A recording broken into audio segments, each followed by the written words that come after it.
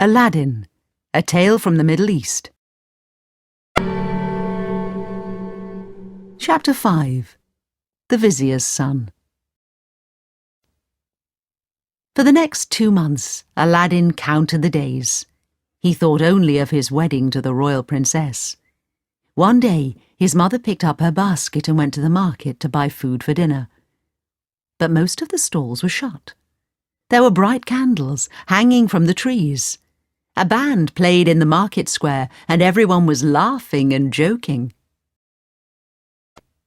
Aladdin's mother was surprised.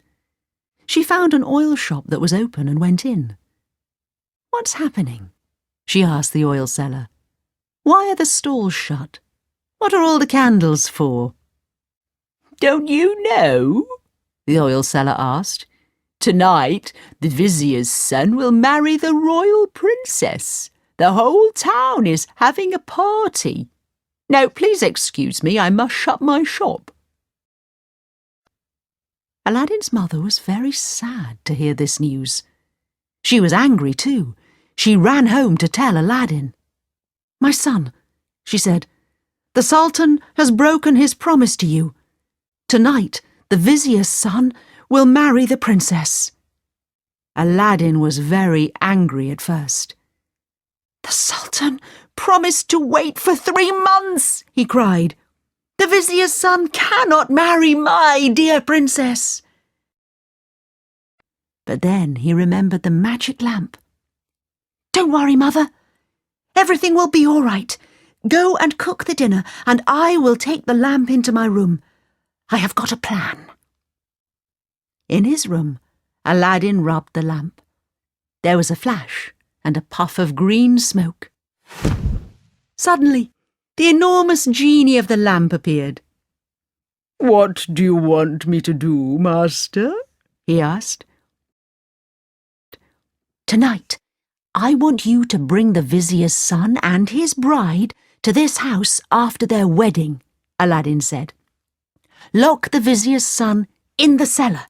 Put lots of spiders and rats in there too. The princess can sleep in our best room." That evening, Aladdin waited in his room for the wedding to finish. Suddenly, there was a flash and a puff of green smoke. Then the genie appeared with the royal princess and the vizier's son. "Take the vizier's son to the cellar," Aladdin said, "and lock the door. Then take the princess to our best room." The princess was alone and very frightened. So was the vizier's son.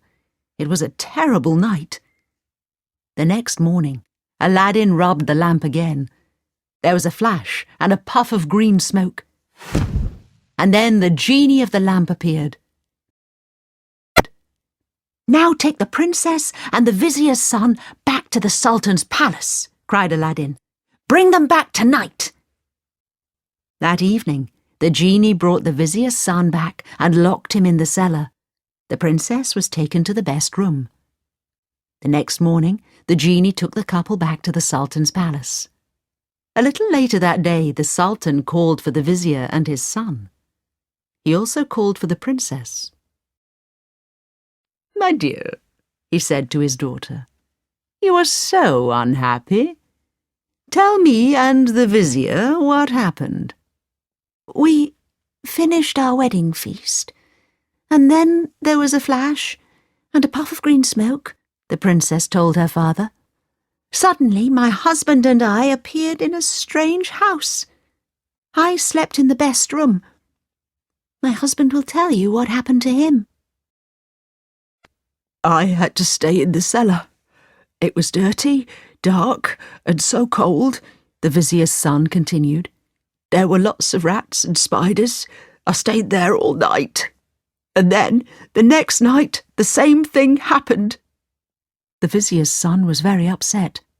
That evening he went to the vizier and said, "Father, I want to thank you for arranging the marriage with the Sultan's daughter, but I have spent 2 nights in a cold, dirty cellar with rats and spiders. I don't want to spend another night there. Will you please speak to the Sultan? I want to end this marriage." "It is not a good idea to end the marriage, my son," replied the vizier. "Don't worry. I will ask the palace guards to look after you both tonight." "I'm sorry, father. I am very unhappy. I want to end the marriage now," his son said.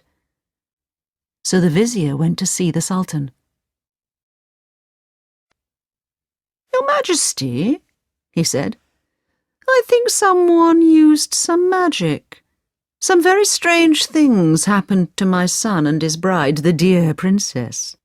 My son loves the princess very much, but he is afraid. He does not want to continue with the marriage. He asks you to end it." The Sultan stroked his beard and thought about this for some time. He decided to end the marriage. In the town, people were eating, drinking, and laughing together. Then they saw the vizier and his son. The two men were leaving the palace, and they looked very sad. A minute later, a messenger arrived in the market square. "Listen carefully to this news from the Sultan," he cried. "The marriage of the royal princess and the vizier's son is over. All celebrations must stop now." The people of the town were very surprised. Why was the marriage over? Why did the vizier and his son look so sad? What was wrong?